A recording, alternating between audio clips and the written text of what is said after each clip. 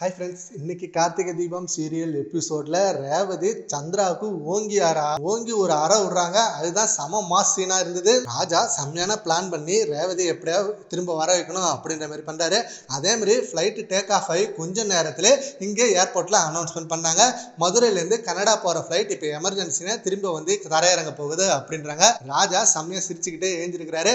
And அதே போல flight வந்து கீழே இறங்குனதும் ரேவதி அங்கேருந்து வராங்க. இன்னமாச்சு ஃபிளைட்டை இறக்கிட்டாங்க இதெல்லாம் ஒரு காரணமா தான் ஃபர்ஸ்ட் என் கூட வா அப்படின்றாங்க. வந்து எல்லாத்தையுமே சொல்றாங்க. ராஜா ரேவதி கிட்ட சொன்னதுமே ரேவதி செம்ம கோவமாயிட்டாங்க. என்னமாமா இப்படி இல்லாம நடந்திருக்கு? ஆமா, உன்னை வந்து என் கிட்ட இருந்து பிரிக்கிறதுக்காக தான் இப்படி ஒரு பிளானே உங்க அம்மாவும் சந்திராவும் பண்ணாங்க.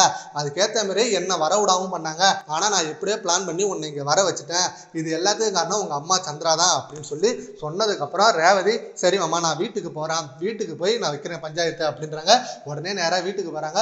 போய் பார்த்ததுமே சந்திரா சாமுண்டீஸ்வரி எல்லாருமே ஷாக் ஆயிட்டாங்க. ரேவதி நீ ஃபிளைட்ல போனா எப்படி இங்க இருக்க அப்படின்னு சொன்னேன். அதெல்லாம் இருக்கட்டுமா, என்ன எதுக்கு நீங்க அவசரமா ஃபாரின் கிளப்புனீங்க அப்படின்னு. என் ஃப்ரெண்டோட பொண்ணு கல்யாணம் அப்படின்னு சொன்னேன். இந்த மாதிரி அம்மா பொய் சொல்லாதீங்க, திரும்ப திரும்ப எவ்வளவுதான் என்ன பொய் சொல்லுவீங்க, என்ன என் மாமா கிட்ட இருந்து பிரிக்கிறதுக்காக தானே இந்த வேலை பண்ணீங்க அப்படின்றாங்க. அப்படிலாம் இல்லையா அப்படின்றாங்க. உடனே ராஜராஜன்ட்ட ரேவதி சொல்றாங்க, அப்பா நானா தானே ஆக்சிடென்ட்ல மறந்தேன் பழசலாம் அப்படின்றாங்க. ஆமான்றாங்க. அப்புறம் நீங்க என்னமோ எனக்கு துரோகம் பண்ண மாதிரி பேசுறீங்க, எனக்கு என் மாமா கூட தான் ஒண்ணு நான் என் மாமா கூட இருக்கணும், இல்ல மாமா இங்க இருக்கணும் அப்படின்றாங்க. உடனே சாமுண்டீஸ்வரி அவன் ஒண்ணு நல்லவன் இல்ல, அவனை பத்தி தெரியாம பேசாத அப்படின்றாங்க. உங்களுக்கு தான் அவரை பத்தி தெரியாது, நான் என் மாமா கூட தான் வாழ போறேன் அப்படின்னு சொல்லிட்டு கிளம்புறாங்க. உடனே சாமுண்டீஸ்வரி உள்ள கோவமா போயிட்டா அந்த கன்னு எடுத்துட்டு வந்து ரேவதி இப்ப நீ இந்த வீட்டை விட்டு போயிட்டேன், நான் சுட்டுப்பான் அப்படின்றாங்க. சுட்டுக்குவாங்க தாராளமா, எனக்கு எந்த பிரச்சனையும் இல்லை, எனக்கு என் மாமா தான் முக்கியம் அப்படின்னதும் சாமுண்டீஸ்வரிக்கு இன்னும் செம ஷாக் ஆயிடுது.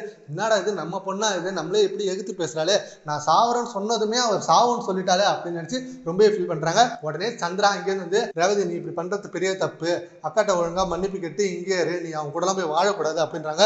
உடனே ரேவதி கையை எடுத்து விட்டு ஓங்கி பலாருன்னு ஒண்ணு கன்னத்துல வைக்கிறாங்க. இதை எதிர்பார்க்கவே இல்லை சந்திரா. செம்மையான சீனா இருந்தது.